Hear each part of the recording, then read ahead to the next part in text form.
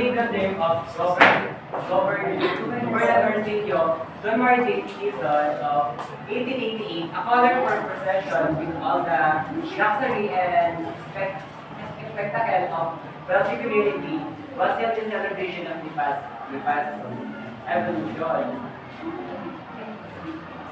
elevation to a billion was coinciding with the town fiesta for that year. Dr. Rizal was invited to the celebration, but responded only with his hymn of all trabajo, which is dedicated to the build and industry of the Philippines.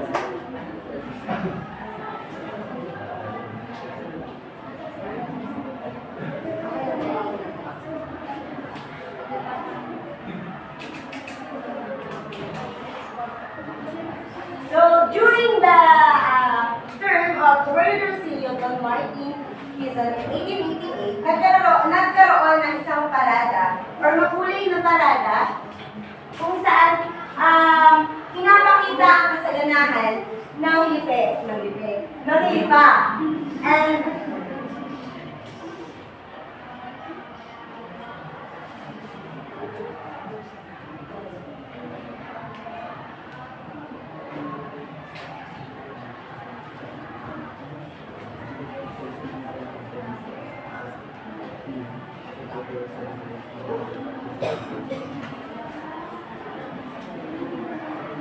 And that celebration, inimbitahan din si Dr. Jose Rizal, ngunit sa kasamang palad, hindi siya nakadalo.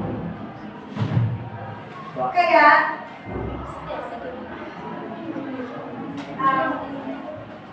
so Dr. Jose Rizal was not attending the celebration, but responded only with his hymn to AI trabajo, which is dedicated to the state and industry of the Philippines. Ibig sabihin po itong hymn trabajo is a song that he responded when he not attend the festival. And then, ayun po, yung hymn ay trabaho, parang ano po, so which he dedicated to the hardworking of the people of California. It refers the connection na sa town ng iba. And it also reflects his connection sa kanyang first love na si Buddha iba. and incidentally, the national hero was no stranger to the city as his first love. Ibig sabihin po, may first love si Dr. Jose Rizal, and his name, si Gunda Kasibak, was from Lipa.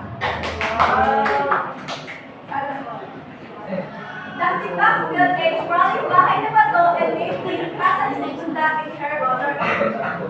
Sino nakakalam ng Casa ni Gunda? Doon po siya sa may papalengke, pero may entrance po na 50 pesos. Ano yung mga lumang gamit ni Dr. Jose Rizal, hindi ako nagkakamali. Sa may anak pala, P. Torres. Nagkagalaman po. Nagkagalaman po ako yung sa casa ni Segunda. Hindi po ako nagkakamali. Based on Yan versus naman, ang casa ni Segunda po ay may pinakamalaking mapagkainan na kung saan ang ginagamit ng kutsara ay mga ginto at mga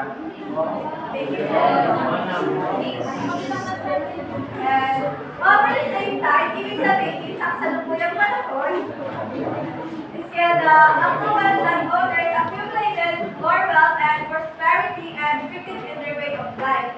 As Theodore and Calao had put it in the book, I become true freedom. Ayan po. So, sasabi po dito sa kanyang buko ay there was in those days very much money.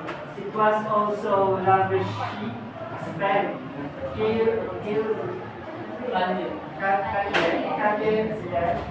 now MC Recto Avenue, where we was crowded with shop stores and bazaars, just as Manila is today. Yeah. So first ito, napakita dito na yung kaulalan ng bayan ng Manila. So, dahil na yung kumawit kanina ako sa coffee ko, lumago po sa kilala ni Pelidan sa coffee ko.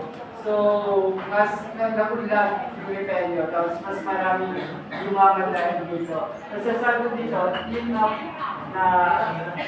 the afternoon when the sons of the wealthy dominated around the town, they were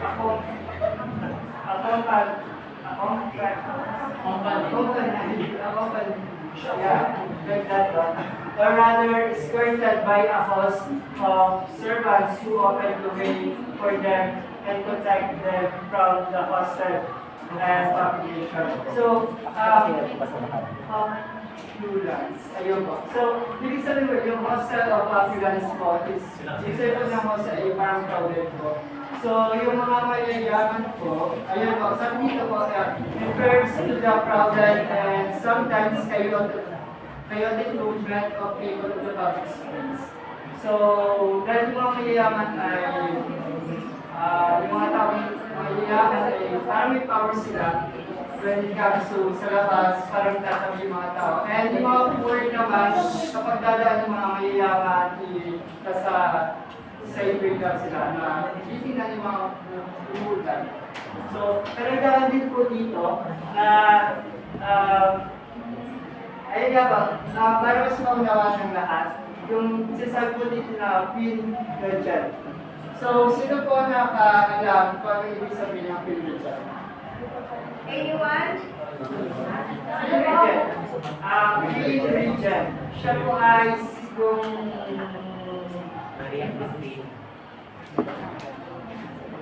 yung Queen Regent po, yung ayun po, may kita po natin sa una, yung Queen Regent na from Spain, na dumating sa Pilipinas, na nagbigay sa atin ng coat of arms. Sino nakakala ng coat of arms? Ang coat of arms ay, sino nakapanood dito ng Calipagos? Ano yung apat na grupo? Slytherin, Gryffindor, Hufflepuff, Ayan. Ravenclaw. Yung mga grupo na yun, may plan sila na nire-represent yung grupo nila. Yun yung cause of arms. Na sabi dito na is a special design or symbol that represent a person, family, town, or organization. Ganito po yung itsura niya po. Yan. Sometimes, nilalagay siya dito sa tao, or sa mga bahay-bahay, sa labas ng bahay, or sa town, nire-represent. Dati ay meron yan yung reference. Dahil sa colonization ng Spain, si Christina, yan po. So, yung ibig sabihin na ako ng Queen Regent po, siya po kasi yung pinalala, kasi yung asawa niya po ay namatay, and then may anak po siya lalaki. Pero yung time po yun, nung namatay po yung asawa niya, yung anak niyang lalaki ay edad pa, kaya hindi pa siya pwede mag-reign. So, for temporary, si Queen Regent ay yung so, ayun po. Yun lang yung sabihin ng religion. Para mas malinaw lang po sa bawas. So,